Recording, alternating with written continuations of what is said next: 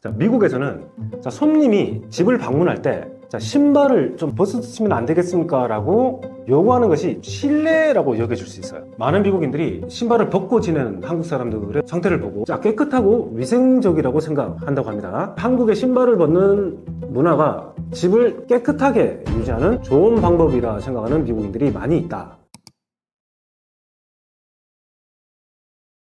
미국에서는 왜 신발을 신고 집에 들어가는 것이 일반적인가요? 유학생이나 미국에서 생활하러 처음에 이제 미국을 가는 사람들이 처음에 의아하다고 느끼는 것들 중에 하나가 아니 다는 아닌데 상당수의 어떤 미국인들이 집에 신발을 신고 들어간다는 거를 좀 되게 적응하기가 힘들어 하는 거였습니다. 그래서 저도 개인적으로 이 사람들이 왜 이렇게 신발을 신고 집을 돌아다니지? 라고 하는 어떤 우리하고 좀 다른 어떤 문화적인 어떤 그런 것들을 느꼈죠. 자, 그래서 근데 이 전제가 있는데 미국 사람 전체가 다 신발을 집에서 신고 다니는 건 아니겠죠. 아닌 사람들도 있습니다. 그리고 자, 미국은 50개 주가 있는데 되게 추운 주 있죠.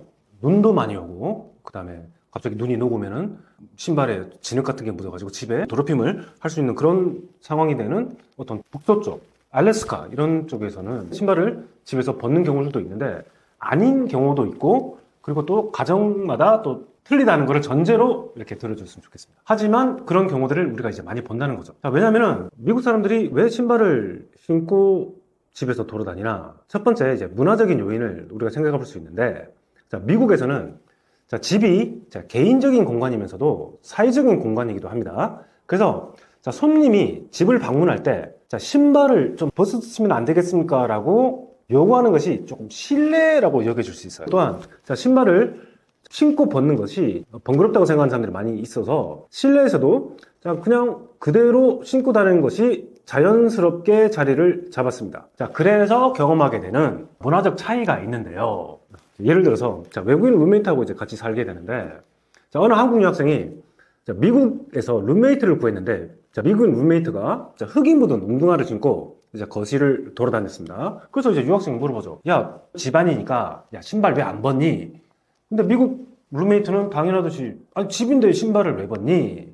야, 근데 집 안에 바닥에서는 우리가 눕기도 하고 자기도 하고 할 수 있는 그런 공간이기 때문에 신발을 벗는 게 낫다라고 하니 미국 룸메이트가 해줬던 말이 그거래요. 잠은 침대에서 자면 되고 바닥에서 왜 눕냐고. 그냥 소파에 앉아서 거실에 있으면 되지 않냐 라고 해서 자, 그런 작은 상황에서도 한국 사람과 미국 사람의 어떤 문화적인 차이가 느껴졌다고 이렇게 하더라고요. 자, 두 번째로 이제 신발을 벗으면 오히려 좀 이상한 경우가 있습니다. 예를 들어서 어느 미국인이 이제 미국에 있는 한국인 집에 이제 방문을 했습니다. 주인이 아이고 이제 오셨으니까 신발을 벗으라고 했다고 해요. 그래서 여기 들어오려면 신발을 벗어야 합니다라고 하니 미국 사람이 물어보더래요. 자, 왜? 라고 하니까 바닥이 깨끗해야 되니까 좀 신발을 좀 벗어주면 좋겠다라고 하니 이 미국인이 좀 당황을 했대요. 왜냐하면은 양말에 구멍이 났는데 어떻게 해야 될까요? 라고 하더래요. 그래서 신발을 벗는 게 좀 난감해질 수 있는 자, 그런 상황들이 있을 수 있다는 겁니다. 자, 그래서 많은 미국 사람들이 신발을 잘 안 벗는다고 했죠. 그래서 하루 종일 신발을 신고 다니죠. 그럼 제가 질문 하나 드리고 싶은데 우리 한국 사람들은 평균적으로 신발, 특히나 운동화를 얼마에 한 번씩 빨죠? 잘 안 빨죠. 그래도 빨기는 빱니다. 그래서 특히나 어머니가 빨아주시기도 하고 아니면 세탁소에 가서 이제 맡겨서 신발 세탁을 맡기기도 하는데 미국 사람들은 얼마나 자주 신발을 빨까요? 거의 안 빱니다. 왜냐면 미국 사람들이 생각에 이제 이 신발, 특히 이제 운동화라는 개념은 이제 소모품이죠. 쓰다가 달면 이제 헤어지면 버려서 다 새 그릇 신는 그런 개념을 갖고 있다는 거예요. 많은 미국인들이 신발이 헤어지고 할 때까지 신다 보니까 보통은 어떤 누군가의 집에 초청받아서 갔을 때 신발을 좀 벗어주세요라는 경우는 많이 경험을 안 한대요. 그리고 그 사람을 초대하는 사람 입장에서도 이 사람이 조금 불편해할 수 있으니까 그 사람이 있는 동안에는 신발을 벗으라고는 안 한대요. 상대방의 어떤 배려 측면에서. 왜냐면 아까 언급드렸던 그런 돌발적인 상황이 나와서 초대됐던 사람이 좀 당황할 수 있는 그런 상황들이 올 수 있기 때문에 자, 그런 문화적인 상황도 있다라고 말씀을 드리겠습니다. 자, 두 번째 이제 역사적인 배경을 또 말씀드릴 수 있는데요. 자, 미국은 자, 유럽의 영향을 강하게 받은 나라입니다. 특히 이제 영국, 독일 같은 서유럽에서는 실내에서도 신발을 신는 문화가 오래 전부터 있었습니다. 자, 왜 그런가? 중세 시대에서는 집안의 어떤 바닥 있죠. 그 바닥을 재료를 어떤 재료를 사용해서 바닥을 만들었냐면 흙 있죠. 흙과 집, 심지어 소똥 같은 거름을 섞어서 이렇게 만들었습니다. 왜 이렇게 만들었냐면 이 사람들은 특히나 이제 하층민들이기 때문에 뭐 귀족층들이 바닥을 뭐 돌 같은 걸로 돈을 들여서 만들 수 있는 그런 경제적인 여유가 안 되기 때문에 그런 바닥을 다지기 위해서 이런 재료를 썼는데 흙은 무료고, 자, 그리고 집 같은 것도 자기들이 뭐 준비할 수 있는 것이고, 자, 그거를 어떤 거름을 섞어서 만들어내면 이게 단단해진대요. 보통 그런 식의 바닥을 유지를 많이 하고 살아가지고 집안에서 굳이 그 위에서 신발을 벗고 사는 그런 문화가 없었대요. 자연적으로 이제 신발을 신고 사는, 자, 그런 문화였다라는 그런 역사적인 배경을 말씀드릴 수 있겠습니다. 자, 그리고 또 세 번째, 어떤 또 실용적인 측면을 또 말씀드릴 수가 있는데, 자, 미국 집을 가면은 우리나라하고 다르게 어떤 차이가 있냐면 바닥이 카펫이 깔려있는 곳이 많이 있어요. 근데 그 카펫 위에 우리가 생각하면 그 위에 신발을 신고 밖에 뭐 신고 있던 신발을 집에서 또 그 카펫 위에서 신고 있으면 좀 더럽지 않을까라고 생각하는데, 많은 미국 사람들의 인식 속에 그냥 카펫 위에서 그냥 신발을 신고 돌아다니면 나중에 간단하게 진공청소기로 청소하면 그만이야 라고 생각하는 사람들이 꽤 있대요. 자, 그리고 또 어떤 많은 미국 가정의 바닥이 주로 이제 목재 바닥이 돼 있는 집들이 많이 있는데, 미국은 우리나라 같은 온돌 시스템이 아니죠. 그래서 천장에 따뜻한 바람이 나오는 그런 중앙 집중식 어떤 그런 히팅 시스템인데, 그러다 보니까 바닥이 따뜻하지 않으니까 특히나 이제 목재 바닥이 돼 있는 그런 집들에서는 신발을 벗고 있으면 춥잖아요. 그래서 신발을 신고 사는 어떤 그런 실용적인, 자, 이유가 또 있다고 보면 되겠습니다. 자, 그리고 또 미국에서 이 미국인들이 거실 바닥만 신발을 신고 다니는 게 아니고 또 화장실도 가죠. 자, 우리가 생각에는 화장실까지 신발 신고 들어가면 더럽다고 생각을 하잖아요. 그런데 또, 자, 우리나라 화장실하고 욕실이죠, 욕실. 미국 욕실의 차이가 뭐겠습니까? 자, 우리나라 욕실은 배수구가 있죠. 근데 미국 욕실은 배수구가 없어요. 그래서 화장실하고 샤워 공간이 분리가 되어 있습니다. 그래서 우리가 생각하기에는 배수구까지 있는 물기가 있는 곳에 신발을 신고 들어가면 당연히 안 되는 게 금기식이 되지만, 미국 욕실은 건식이기 때문에 신발을 또 자유롭게 신고 볼일 보고 다시 거실에 왔다가 침실까지 가는 그런 미국인들도 있더라는 거죠. 하지만 이제 한 가지 또 지역적 차이도 말씀드릴 수가 있는데, 자, 북미에서도 알래스카나, 자, 북쪽 지역처럼 겨울이 긴 지역에서는 진흙이나 눈이 묻은 신발을 집에서 벗는 경우들이 많이 있고, 그리고 미국이라는 나라가 다양한 사람들이 사는 국가죠. 어떤 가정을 가면 특히 신발을 집에서 벗고 사는 사람들을 보면 주로 이제 동양계 사람들, 그리고 동유럽계 사람들 가정에 가면 이제 신발을 벗는 문화가 더 보편적이라고 보면 되겠습니다. 신발을 신고 생활하는 것이 미국인들에게 어떤 실용적 이점이 있나요? 미국인들이 신발을 신고 실내에서 생활하는 것에는 몇 가지 실용적인 이점이 있습니다. 첫 번째, 자, 보호 기능을 우리가 들 수가 있는데요.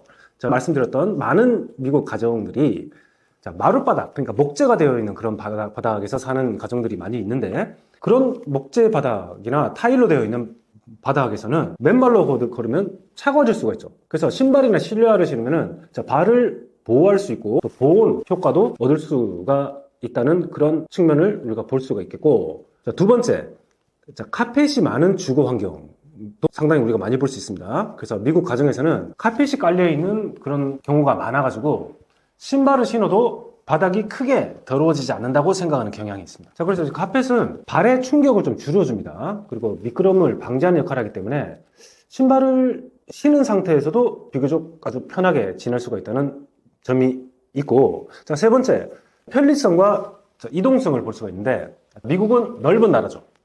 자동차 중심의 나라인데, 우리가 알고 있는 전형적인 미국 가정의 구조를 보면은 문이 많아요. 현관문 있고, 뒤에 뒷마당으로 갈 수 있는 문이 있고, 옆에 또 쓰레기를 버리는 문 따로 있고, 그 다음에 전형적인 미국 가정들을 보면은 또 차고고, 그 차고에서 바로 집으로 들어갈 수 있는 그런 문이 또 따로 있어요. 그 문들이 상당히 많은데, 그래서 집에서 신발을 벗고 또 신발을 신어서 이 문 저 문으로 가는 어떤 그런 불편함들이 있는 상황들이 있기 때문에, 자, 예를 들어서 급하게 쓰레기를 버린다거나 차에서 두고 온 물건을 가지러 나가는 일이 생긴다거나 하는 그런 일들이 비일비재하기 때문에 신발을 벗는 것이 비효율적이라고 상당수의 미국인들이 생각할 수가 있습니다. 자, 그리고 어떤 발 보호 및 건강상의 이유도 우리가 생각해 볼 수 있겠는데요. 집에서 신발을 신으면은, 자, 바닥에 떨어진 작은 물건이 내 발에 부딪히는 상황에서 내 발을 보호할 수가 있겠죠. 그리고 또한 우리가 어떤 발 건강 측면에서 봤을 때 실내에서도 신발을 신으면 발 건강에 도움된다고 하는 사람들도 있습니다. 특히 평발 또는 족저근막염이 있는 경우에, 자, 신발을 신는 것이 도움이 된다고 생각하는 그런 건강상의 이유도 우리가 생각해 볼 수 있겠고, 마지막으로는 그 전통적인 습관하고 라이프 스타일을 생각해 볼 수 있겠습니다. 자, 그래서 어릴 때부터 신발을 신고 생활하는 것이 자연스러웠던 사람에게는 맨발이나 양말만 신는 것이 오히려 불편하게 느껴질 수가 있겠죠. 한국에서는 신발을 벗는 문화가 일반적인데 미국인들이 한국 문화를 어떻게 받아들이나요?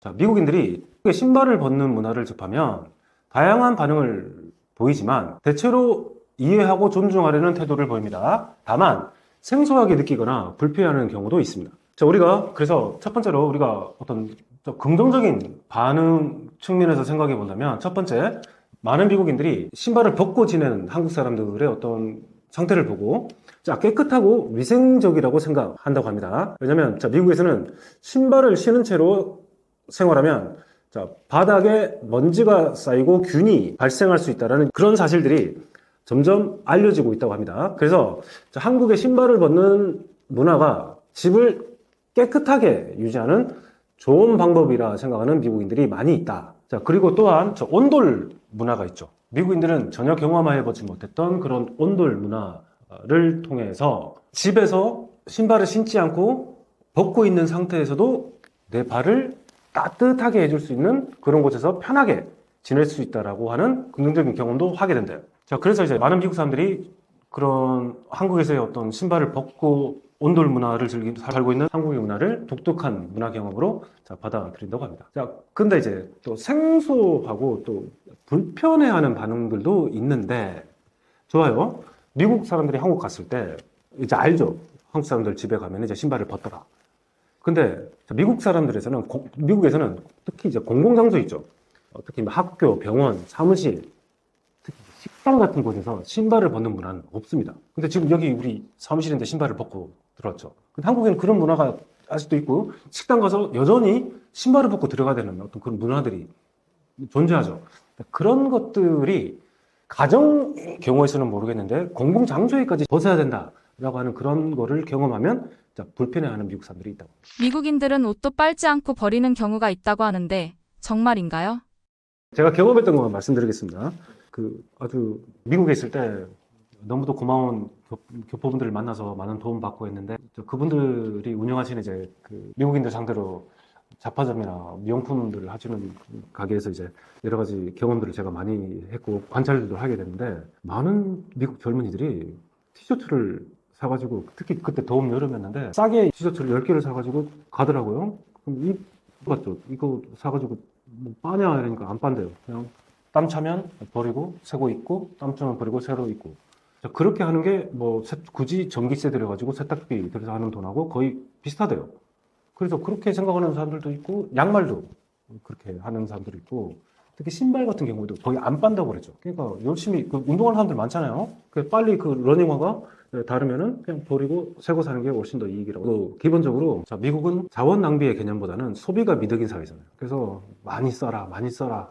그래서 불필요하고, 그리고 미국 가서 좋은 거는 2월 상품 같은 거에 대한 떨이 처리 같은 게 있죠. 매년 되게 싸게 나옵니다. 자, 그때 사람들이 대량으로 그런 티셔츠나 옷 같은 거를 간단하게 입고 버릴 수 있는 그런 것들을 그때 많이 구입을 하죠. 발 문화 차이가 양국 사람들의 생활 방식이나 사고 방식에 어떤 영향을 미친다고 보시나요? 개인 공간하고 공공 공간에 대한 개념의 차이를 좀 들 수가 있겠는데요. 한국에서는 실내라는 것은 집 안, 실내라는 것은 철저하게 개인적인 공간입니다. 그래서 한국에서는 집을 깨끗하고 아늑한 안식처로 여기는 경향이 강합니다. 다른 말로 하면은 외부에서 들어온 어떤 먼지, 오염물질을 실내로 가져오는 것을 피하기 위해서 우리는 신발을 벗죠. 자, 이로 인해서 집 안과 밖이라는 공간의 경계가 아주 명확해지고 가족 중심적인 생활 방식이 강해집니다. 자, 근데 미국은 반면에 실내도 공적인 공간의 어떤 연장선이라고 이제 느껴질 수가 있는데, 미국에서는 완전히 개인적인 공간이라기보다는 집이 손님을 맞이하는 공간이기도 합니다. 그래서 신발을 벗고 다시 신는 번거로움이 없이 편하게 생활하는 것이 중요하게 여겨집니다. 이에 따라 프라이버시보다는 편리함을 중시하는 생활 방식이 형성되었습니다. 자, 그리고 위생 청결에 대한 인식의 차이를 우리가 들 수가 있는데요.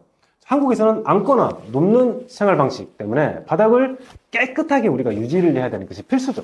따라서 신발을 벗는 것이 우리는 당연하게 여겨지고, 실내에서도 슬리퍼를 신는 경우가 많이 있습니다. 반면에 미국에서는 상대적으로 이제 집 안에서도 이제 작용하는 데 대한 어떤 관대함이 있는데, 왜냐하면 미국에서는 자, 바닥에 앉는 문화가 없죠. 대부분 자, 의자나 소파를 이용합니다. 그래서 또한 이제 카펫이 많이 깔려 있어가지고 신발을 신어도 바닥이 크게 더러워지지 않는다고 생각하는 경우가 많습니다. 오히려 신발을 벗는 것이 이제 비위생적이라고 생각하는 사람들도 있습니다. 그리고 마지막으로 이제 세 번째, 집에서의 어떤 행동 방식을 둘 수가 있는데, 우리 한국 사람들은 또 바닥 생활이 많죠. 좌식 문화의 영향을 받아가지고 자, 바닥에서 음식을 먹거나 이불을 깔고 잠을 자는 경우도 있습니다. 그래서 신발을 벗는 것이 자, 이러한 생활 방식에 적합한 선택이 되죠. 특히 이제 온돌이 일반적이어가지고 맨발로 다니는 것이 편한데, 자, 미국은 의자하고 침대를 중심으로 생활을 하죠. 바닥보다는 소파, 의자, 자, 침대에서 생활하는 것이 일반적이기 때문에 바닥에 앉거나 눕는 일이 적기 때문에 신발을 신어도 자, 불편함이 적습니다. 자, 그런 차이를 우리가 볼 수 있겠습니다. 앞으로 글로벌화되는 세상에서 이런 문화 차이를 어떻게 조율할 수 있을까요?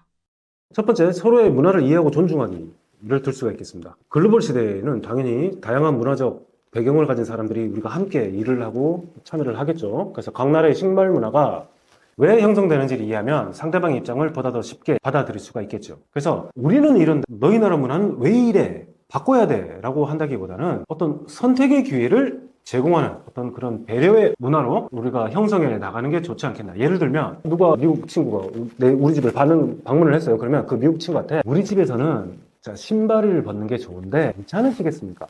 어떤 부드러운 방식으로 상대방의 기분이 상하지 않게 그리고 동시에 편안하게 받아들일 수 있는 방식으로 요청을 한다면은 그 사람도 크게 당황하지 않고 받아들일 수가 있겠죠. 자, 그리고 또한 자, 미국인들의 집을 방문할 때는 이 사람들이 집에서 신발을 벗지 않는 게 자연스러운 것이다라고 받아들여야지, 왜 저러지 틀린 거야라고 받아들이면 오히려 우리만 스트레스 받고 좀 삶이 불편해질 수가 있겠죠. 관계도 그렇고요. 그래서 강요보다는 선택의 기회를 제공을 해주자. 그리고 또한 다르다는 것을 불편해하기보다는 자연스럽게 받아들이는 게 좋겠죠. 예를 들어서 뭐 한국식으로 신발을 벗대. 신발을 벗으라고 하는 게 아니고 우리 집에서 여기 실내화가 있으니까 실내화를 함께 신어주는 게 어떻겠니? 라고 하면 양말에 구멍이 났더라도 그거를 보호해줄 수 있는, 그 프라이버시를 보여줄 수 있는 그런 식의 접근으로 듣는 상대방, 우리가 대하는 상대방이 크게 불편하지 않는 상황으로 계속 이어나갈 수 있지 않겠나 라고 생각을 해봤습니다. 다만 미국에서도 신발을 계속 신고 다니는 것을 불편해하는 사람들이 여전 많이 있다는 거예요. 그래서 굳이 집에서 신발을 이제 아예 우리처럼 벗고 산다기보다는 밖에 신던 신발 대신에 집에서는 이제 실내화를 신는 문화가 늘어나고 있다는 것도 알았으면 좋겠습니다. 그래서 결국에 신발 문화 차이를 조율하는 그 핵심은 다름을 인정하고 강요 없이 자연스럽게 조화를 이루어 나가는 것이겠죠. 미국에서는 왜 닭 다리보다 닭 가슴살을 더 선호하나요? 그 설명을 들으려면은 여러 가지 문화적인, 역사적인 어떤 배경을 설명을 드려야 되는데, 첫 번째로 우리는 치킨의 부위를 따로 구별을 하지 않잖아요. 뭐 다크 미트, 화이트 미트라고 구별을 짓지 않는데 미국 사람들은 그렇게 구별을 짓더라. 그러면 치킨 부위에서 다크 미트는 어느 부위고 화이트 미트는 어느 부위인지를 아는 게 중요하겠죠. 그러면 여러분 생각해 보시면 그 닭 부위별로 색깔을 봤을 때 어떤 게 다크고 어떤 게 화이트겠습니까? 닭다리 부위가 조금 어두운 색깔을 떼요. 그리고 닭가슴살 부위가 좀 하얀색 색깔을 띠고 특히나 이제 삶고 나면은 그 차이가 조금 더 두드러지게 보이는데, 왜 그러냐면 닭다리살 부위는 운동량도 많고 그렇기 때문에 이 운동을 원활하게 해주기 위한 산소 공급, 미오글로빈 성분이 많이 들어가 있어가지고 이걸 삶게 되면은 색이 좀 짙어진대요. 근데 반면에 닭가슴살은 그렇게 되지 않기 때문에 미오글로빈 성분도 없고 활동량이 적기 때문에 좀 부드럽죠. 우리는 좀 퍽퍽하다고 생각하지만. 그래서 삶게 되면 이제 하얀색을 띱니다. 그래서 미국 사람들은 이렇게 화이트 미트, 다크 미트라고 구분을 짓더라. 그런데 왜 미국 사람들은 이 화이트 미트를 선호를 하게 되었나를 보면, 첫 번째, 미국 사람들이 화이트 미트하고는 다르게 이 닭다리, 다크 미트라는 이 닭다리 부위를 불편해하는 첫 번째 이유가, 이게 닭다리 부위라는 게 원래 닭이 그러면 닭다리 부위라는 게 이게 위치한 특징이 땅과 맞닿아 있죠. 그래서 더러운 땅, 진흙, 흙을 항상 밟고 다니는 그 부위이기 때문에 좀 더럽게 생각하는 그런 인식이 있다고 합니다. 그리고 또한 미국 사람들은 어떤 이 치킨을 먹었을 때 내가 먹는 이 치킨 부위가 닭의 특정한 부분으로부터 진짜 온 거네라고 눈으로 확인하게 되는 그런 상황을 맞닥뜨려야 되는 게 이제 불편하게 생각을 한대요. 완전히 뼈가 발라져가지고 그냥 살 덩어리만 있는 채로 먹게 되는 그런 가슴살에 비해서 닭다리살은 닭다리였네 라고 하는 데 대한 그 인식에서 좀 불편하다고 생각하는데, 왜 그러냐면 미국이 고기나 생선을 소비하는 문화에서 우리하고는 다르게 거의 뼈가 발라진 그냥 살의 형태, 필렛 형태로 소비를 해요, 미국 사람들이. 그래서 미국 마트에 가면 뭐 정육 코너나 어떤 해산물 코너를 가면은 생선살을 봤을 때, 해산물 코너에서 생선살을 보면은 이게 어떤 생선인지 구분하기가 힘들어요. 왜냐면 필렛 형태로 이렇게 진열이 되어 있기 때문에. 그래서 미국의 그 해산물, 특히나 이제 생선 코너를 가면 그런 구분하는 게 힘들기 때문에 상당히 좀 힘들 때가 있습니다. 그래서 미국 사람들은 그거를 구분을 짓더라. 그래서 미국 사람들은 필렛 형태 아니면 대부분 치킨 너겟이라고 하죠. 햄 같은 거. 이런 가공의 형태로 소비를 하기 때문에 뭐 어떤 특정한 부위로부터 온 것이다라는 인식을 하게 되면 좀 불편해하는 측면이 있고, 자, 두 번째, 미국 사람들은 닭가슴살이 닭다리살보다 훨씬 더 부드럽다고 생각하는 인식이 있어요. 왜냐하면 예전에 미국에서도 닭을 키울 때 방목의 형태로 키우죠. 그래서 우리나라도 이제 토종닭 먹을 때 질기다고 하듯이 미국 사람들 역시 닭 특히 이제 운동을 많이 했던 이 닭다리 부위는 원래 질겨 먹기에 되게 불편해라고 하는 그런 인식이 지금까지 이어져 나온다고 합니다. 자, 그리고 세 번째, 이건 또 마케팅의 어떤 영향을 많이 받은 거라고 저는 생각을 하는데, 특히나 이제 닭가슴살 부위가 미국 사람들한테 어떻게 인식이 되어지고 있냐면 저지방 고단백, 내 건강을 위한 최고의 옵션 중에 하나라고 생각을 한대요. 반면에 다크 미트 부위는 그것에 비해서 조금 기름지고 조금 몸에 더 안 줄 수 있다는 그런 인식이 있다고 합니다. 그렇기 때문에 사람들이 건강한 어떤 식단의 한 옵션으로서 화이트 미트, 가슴살 부위를 선호를 하더라. 그리고 우리 후라이드 치킨 문화 있죠. 그 닭을 튀기는 문화는 어디서 시작을 했을까요? 자, 미국에서 이제 후라이드 치킨 문화는 스코틀랜드에서 건너왔다고 합니다. 그래서 이제 미국 남부에 정착했던 스코틀랜드 사람들이 닭을 튀기는 문화를 스코틀랜드에서 가져오게 되는데, 이거를 미국 현지화 발전시킨 사람들이 흑인들이었죠. 그래서 프라이드 치킨은 흑인들의 소울푸드 중에 하나가 되어왔습니다. 자, 그리고 또한 다섯 번째, 이제 마케팅 측면을 우리가 또 생각할 수가 있는데, 1960년대 이후부터 미국에서 법이 어떻게 바뀌냐면은 닭을 이제는 부위별로 나눠서 팔 수 있도록 하는 법이 통과가 되었는데, 그때부터 이제 가금류 협회에서 어떻게 생각을 하냐면 각 부위를 똑같이 같은 가격에 팔다기보다는 마케팅을 통해서 가슴살이 여러분들의 건강에 훨씬 좋은 옵션이 될 수 있습니다 라고 하는 그 마케팅을 진행을 해 나가는데, 최종적으로 이제 미국 소비자들 사이에서 먹혔다고 그러더라고요. 자, 그래서 먹힌 결과로, 자, 우리나라에서는 닭 부위 중에서 제일 비싼 부위가 어딜까요? 우리나라는 닭다리살 제일 비싸죠. 미국은 정반대입니다. 그래서 미국에서는 닭가슴살이 닭다리살보다 거의 3배 정도로 비싸요. 자, 그만큼이나 미국 사람들이 닭다리보다는 닭가슴살을 선호하기 때문에 우리나라하고는 정반대 상황이라고 말씀드렸죠. 우리나라는 사람들이 하도 이제 닭다리 부위를 선호를 해서 닭가슴살이 남는다고 하죠. 자, 미국은 정반대라는 상황. 한국에서는 닭다리가 가장 인기 있는 부위인데 미국인들은 이를 어떻게 생각하나요? 우리하고 정반대로 생각하겠죠. 그래서 예전에 어떤 그런 에피소드가 있었는데, 미국인 남자친구가 한국인 여자친구하고 이제 한국에서 치킨을 먹었대요. 근데 여자친구가 딱 봤는데 미국 남자친구가 계속 닭다리만 먹고, 그래서 자기도 먹고 싶은데 남자친구가 계속 닭다리를 먹고 있으니까 나중에 좀 속이 상해서 남자친구한테 그랬대요. 왜 넌 자꾸 닭다리만 먹고 있냐고. 나도 먹고 싶은데 왜 너만 먹고 있냐고. 그러니까 미국 남자친구가 어떻게 했어요? 네 생각에서 닭다리만 먹어주고 있었다. 왜냐면 자기 인식에는 닭가슴살은 나보다 내가 생각하는 더 소중한 사람이 먹어야 되는 거기 때문에 너한테 양보를 해주고 있었는데, 자, 그런 문화적인 오해가 그 상황에서 생겼다는 거죠. 자, 그렇게 생각해 보면 되겠습니다. 자, 미국 사람들은 닭다리 살 부위가 저렴한 부위라고 생각하지만은 한국에서는 정반대라는 거죠. 미국에서 다크미트가 저평가된 이유는 무엇인가요? 건강에 대한 인식 때문에 그렇겠죠. 그래서 닭다리살 부위는 좀 지방이 많아서 저지방 고단백인 가슴살보다 훨씬 안 좋아라는 인식이 강합니다. 그래서 우리가 잘 알듯이 그 다이어트나 피트니스 있죠.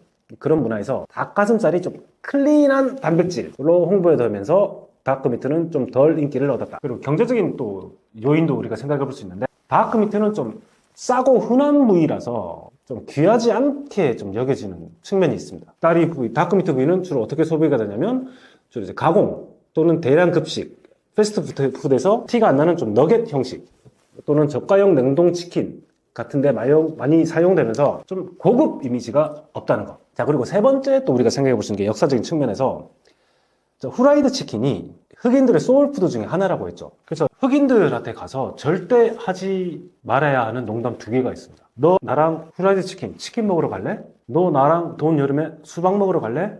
함부로 농담했다고는 듣는 흑인 입장에서 크게 기분 나빠할 수가 있대요. 왜냐면 그 치킨 문화를 미국에서는 이제 남부 흑인 노예들이 이제 발전을 시켜 나갔는데 미국 백인들이 해방된 노예들을 어떻게 공격을 하냐면 이제 한 손에는 수박을 들고 개걸스럽게 먹고 있으면서 또 다른 한 손에는 치킨, 닭다리 들고 있는 그 어떤 야만적인 흑인의 모습을 대중화시키면서 전파를 시켜 나갔다고 그러더라고요. 그래서 흑인들한테는 이 프라이드 치킨이라는 게 소울푸드라고 제가 생각할 수도 있겠다고 제가 이해가 되는 게 그 역사를 자기의 삶과 고난과 그 역경을 함께 딛고 일어설 때 내가 내 가족과 함께 나눠가면서 열량을 극대화시켜 갈 수 있으면서도 참 포만감 있게 즐길 수 있었던 게 후라이드 치킨이어서 그러지 않을까라고 생각을 해요. 한국 치킨을 처음 맛본 미국인들이 가장 놀라는 점은 무엇인가요?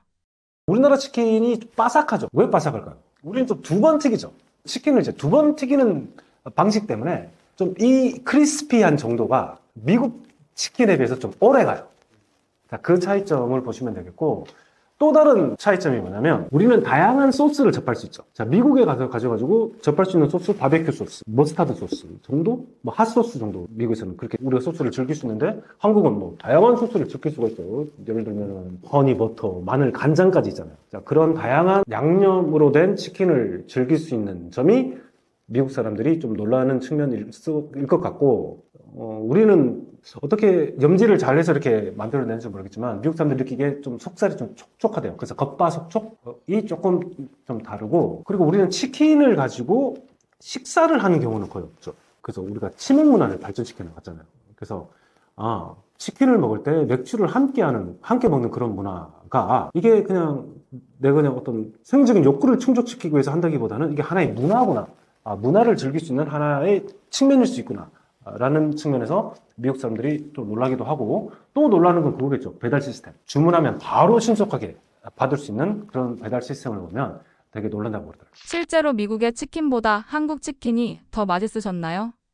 미국 치킨은 썰어내는 방식이 다르거든요. 그래서 8피스로 썰어냅니다. 뭐 다리 2개, 허벅지 2개, 날개 2개, 이쪽 2개 해서 8개로 이렇게 조각을 내는데, 처음에 미국에 가가지고 놀랬던 게 제일 첫 번째, 미국 닭은 크더라. 우리나라 닭에 비해서 미국 닭은 키웠던 기간이 훨씬 길어서 그런지 훨씬 커요. 그래서 우리나라 치킨에 비해서 훨씬 컸다는 게 되게 놀라웠고, 그리고 우리 같은 양념치킨이 없더라고요. 또 어떻게 소비를 하냐면, 우리는 치맥 문화가 있지만 미국은 맥주와 함께 곁들여 먹는 치킨 부위가 있죠. 어떤 게 있을까요?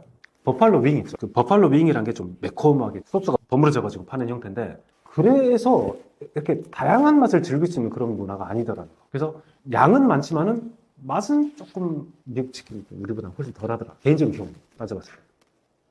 또 말씀드리는데 제가 경험했던 것 중에서 그래서 8피스 치킨이 처음 먹고 싶어가지고 딱 주문하러 가시면 뭐 Can I have 8피스 치킨 이러면 8피스 치킨 주세요라고. 그래서 저는 먹고 싶은 치킨을 주문한 줄 알았는데 그때 점원이 저한테 딱 그러는 거예요. Do you want dark or white? 그래서 처음 생소했거든요. 그래서 아니 8피스 치킨 그냥 받아가면 될 것 같아요. A피스라고 했으니까 이 사람 생각에는 그냥 다크 미트 A피스인지 뭐 화이트 미트 8피스인지 라고 생각했던 것 같아요. 근데 제 생각에는 뭐 하얀색 뭐 어두운색 이러니까 이게 무슨 뭐 덜 튀겼고 더 튀긴 게 뭐 이런 차이인가 라고 생각을 했죠. 그래서 영어를 잘 못하니까 이렇게 막 하고 있으니까 이 사람들 동양 사람이 또 영어 못하는 줄 알고 Do you want 뭐 슬로우 아주 느리게 dark or white 이러더라고요. 그래서 하니까 있으니까 동양 사람 또 영어 못하는 사람 들어왔나 싶었는지 저 도와주려고 뒤에 바스켓에가 This is dark, this is white 이래. 그래서 알았죠. 그래서 미국 사람들은 치킨 부위도 dark하고 white로 구분을 짓는구나 라고 하는 경험이 있었습니다. 그래서 처음 미국 가시면 영어가 잘 안 되잖아요. 그래서 되게 불편한 것들 중에 우리가 극복을 해야 되는 것들. 이제 프라이드 치킨을 먹으러 KFC나 가면 이렇게 물어볼 수 있구나. 이제 준비를 하고 가겠죠. 서브웨이 프랜차이즈 중에 제일 힘들었던 게 이제 서브웨이죠, 서브웨이. 가면 빵 종류부터 다르죠. 이름부터 다르고, 치즈 종류부터. 온갖 야채, 영어로 다 돼 있고, 햄 종류도 다 돼 있고. 처음에 먹을 빵부터 시작하죠. 모르죠. 그냥 모르고, 계속 모르고 합니다. 안 되니까 제일 좋은 방법은 그거더라고요. everything. 주문할 때부터 그냥 everything 이러면은 그냥 알아서 적절하게 담아서 주더라. 그리고 뭐 맥도날드 가시면은 주문하기 힘들죠. 처음에 특히 드라이브 스루로 가면 되게 힘듭니다. 스피커로 나오는 미국 사람 영어 듣기 되게 힘들어요. 그러면 계란에도 넘버 원 플리즈 넘버 원 주세요 하면 그게 빅맥 세트입니다. 그러면 버거킹은 뭐겠어요? 넘버 원 플리즈 하면 와퍼 세트입니다. 이걸 먹다가 자, 그렇게 시작을 해 나가더라고요. 대부분의 유학생들이 미국 생활 시작하는 분들이. 앞으로 글로벌화된 세상에서 한국 치킨 문화가 어떻게 확산될 수 있을까요? 한국 치킨 문화가 발전을 해 나갈 수 있는 동력을 제공했던 게 한류겠죠, 한류. 그래서 많은 드라마나 영화를 통해서 외국인들이 한국 문화는 이런 거구나, 한국 사람들은 치킨을 이런 식으로 즐기는 거구나. 대표적인 예가 별의 전 그대를 통해서 중국이나 동남아에서 치맥 문화가 상당히 발전해 나갔죠. 그거를 바탕으로 해서 우리가 그런 것을 꾸준하게 잘 하려고 나간다면은 이거 하니까 PPL도 많이 나오잖아요. 자, 그거를 적절하게 잘 버무려서 그런 문화를 하나의 어떤 소프트한 어떤 상품으로 내보낼 수 있는 그런 것들을 한류가 잘 받쳐준다면, 꾸준하게 잘 받쳐준다면 참 좋을 것 같습니다. 그리고 또한 글로벌 시장으로 치킨 프랜차이즈들이 많이 발전을 해 나갔죠. BBQ도 그렇고, BHC도, 교촌도 그렇고. 근데 참 신기한 게 번촌이라는 브랜드 들어보셨습니까? 근데 제가 아는 뭐 BHC나 교촌이나 이런 데보다는 덜 유명하잖아요. 근데 외국에서는 번촌이 더 유명하다는. 이분들이 왜 이렇게 유명해졌냐? 그러니까 한국적인 어떤 그런 맛을 버물려내고 또 현지화까지 잘 시켜냈더라고요. 그래서 미국에서는 치즈 시즈닝을 곁들인 핫치킨 같은 것들을 판다거나, 동남아에서는 좀 스파이시한 맛을 더 살려내는 그런 형태로 글로벌과 현지가 함께 만나서 그거를 또 융합돼서 새로운 맛을 낼 수 있는 것까지 담아서 성공을 해내지 않았나. 그래서 K치킨 브랜드들이 다양한 어떤 지역에 맞춘 현지화 전략을 통해 앞으로 좀 성장해 나갈 수 있는 그런 포텐들이 여전히 좀 남아있지 않나라고 생각합니다. 한국의 피자는 세계에서 경쟁력이 있을까요? 이게 말씀드리면 미국 사람한테, 제가 이제 가르쳤던 미국 그 학생들 있죠. 외국인 학생들한테 야, 한국 피자는 맛이 어떠니? 라고 하면 너무 달대요. too sweet라고 하더라고요. 우리가 미국에 가서 미국 피자 맛을 보면 어떻게 느끼겠습니까? 짜요. 왜냐면 미국 피자에는 토마토 소스가 너무 많이 들어가 있어가지고 우리 입맛에는 되게 짜게 느껴져요. 그래서 좀 피자는 다른 문제이지 않을까. 그래서 우리가 현지화시킨 우리만의 어떤 피자들이 있잖아요. 뭐 해산물 피자, 불고기 피자, 막 다양한 형태가 있는데 그게 미국에 통할지 노력해서 시도를 해본다면 어떤 결과가 나올지는 아무도 모르겠죠. 그래서 미국에서는 피자를 주문할 때 좀 우리 입맛에 맞게 좀 덜 짜게 주문하고 싶으면 토마토 소스를 거의 담지 마세요라고 하면 우리 맛이 나요. 그리고 미국 사람들도 도너츠나 케이크는 되게 달게 먹는 거 아시죠? 거의 설탕 덩어리 먹는 것 같이. 그래서 미국 가가지고 정말 놀라는 게 미국 피자는 너무 짜고 미국 케이크나 도너츠는 되게 달다. 근데 그 단 도너츠를 미국 사람들은 언제 먹게요? 아침으로 먹습니다. 브렉퍼스트. 그래서 던킨 도너츠 대표적인 게 이제 커피하고 아침을 던킨 도너츠랑 같이 먹는 그런 문화들. 노동자 계층에서. 특히 보스턴에서. 예, 그 굿윌 헌팅이라는 영화 있죠. 그 보스턴이 배경인데 그 주인공 친구가 아침에 먹으면 던킨 도너츠 먹어요. 그래서 미국 사람들은 아침을 도너츠로 먹더라. 그 단 걸 아침부터 먹으니. 그럼 시리얼은 안 달겠습니까? 뭐 곡물 많이 들어가서 겉보기에는 시리얼이 되게 몸에 건강하게 느껴질 수 있겠지만은 시리얼은 당분이 많이 들어가 있어요. 그래서 아침부터 미국 사람들은 이렇게 단 것들을 소비를 하면서 하루를 시작한다. 커피는 또 라떼 먹겠죠, 나중에 또. 나중에 점심 때는 햄버거 먹고 또 피자 먹고. 그래서 살이 안 찔래야 안 찔 수가 없겠죠. 비만율이 전 세계에서 가장 높은 나라가 될 수밖에 없겠죠.